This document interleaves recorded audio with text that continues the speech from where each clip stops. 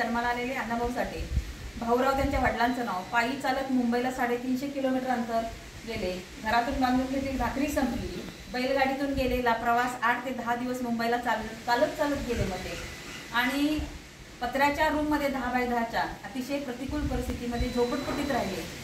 रंगकाम, त्याचबरोबर गिरणी कामगारांचे प्रश्न, खाणकाम करणं, गिरणीत काम करणं हे त्यांनी सुरुवातीला सहन केलं.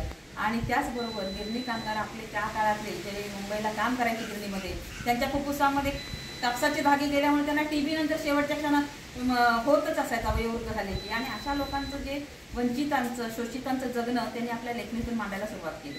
1.5 दिवस शाळेत गेले, पण नंतर ते जे भिंतीवर रंगकाम करताना लिहायचे त्यावेळेला अक्षर ओळख चांगली झाली आणि त्या लेखनातून आपण समाजाचं परिवर्तन करू शकतो हे त्यांना जाणवलं. आणि त्यांनी गिरणी कामगारांचे प्रश्न, संयुक्त महाराष्ट्राची चळवळ, पारतंत्र्याच्या काळामध्ये त्यांनी 1942च्या चळवळीमध्ये सहभाग घेतला, चले जाव चळवळीमध्ये. त्यामुळे ब्रिटिश पोलिसांनी त्यांच्यावरती वॉरंट काढलं होतं, अटक वॉरंट. त्यांना म्हणजे अशा पद्धतीनं सगळ्या चळवळीमध्ये सहभाग घेणारे लावण्या, पोवाडे, गणगवळण, वग, नाट्य, 35 कादंबऱ्या, 15 कथा आणि हजारो पुस्तकं लिहिलेले आणि साहित्य क्षेत्रात अजरामर झालेले, रशियापर्यंत छत्रपती शिवाजी महाराजांचा पोवाडा यांनी गायला आणि तिथं त्यांच्या छत्रपती शिवाजी महाराजांचं कार्य तिथंपर्यंत नेऊन पोहोचवलं. त्यांचं साहित्य आज जिथं विद्यापीठ आहे तिथं त्याच्यावरती संशोधन केलं जातं. ते जिवंत होते तोपर्यंत त्यांना त्यांच्या लेखनाला कोणी किंमत दिली नाही, पण मेल्यानंतर त्यांच्या लेखनाला खूप मोठी किंमत आणि त्यामुळं तो समाज एकवटला. आणि त्याचबरोबर संयुक्त महाराष्ट्राच्या चळवळीमध्ये सुद्धा त्यांनी स्वतःच्या पोवाड्यानं, गीतातून माझी मैना गावाकडं राहिली, माझ्या जीवाची होती या काही अशा लावण्या दिल्या की ज्या लावण्यातून आपला पश्चिम महाराष्ट्रातला मुंबईकर जो गावी असतो आणि आपली बायका मुलं गावी ठेवतो आणि मुंबईमध्ये काम करतो, हालअपेष्टा सहन करतो, तर त्यांचं दुखणं किंवा वेदना त्यांनी आपल्या लेखणीतून मांडल्या. असे हे अण्णाभाऊ साठे.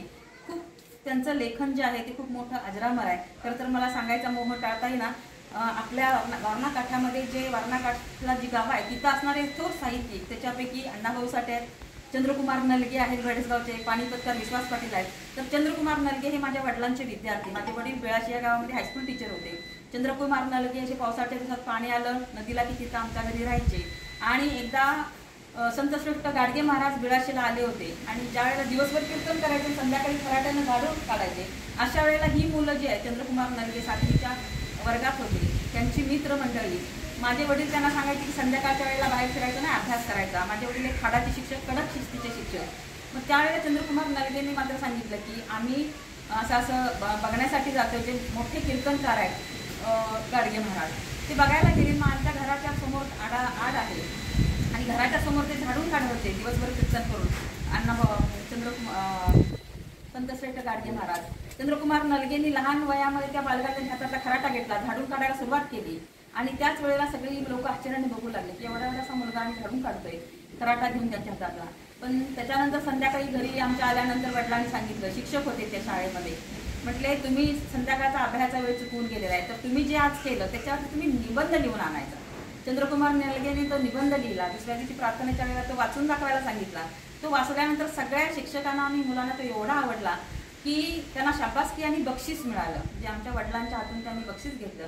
आणि चंद्रकुमार नलगे आजही ज्यांना महाराष्ट्र शासनाचे जे जीवनगौरव पुरस्कार, महाराष्ट्र भूषण पुरस्कार मिळतात, त्यांचं लेखन अप्रतिम आणि साहित्यातलं एकमेव द्वितीय असं लेखन आहे.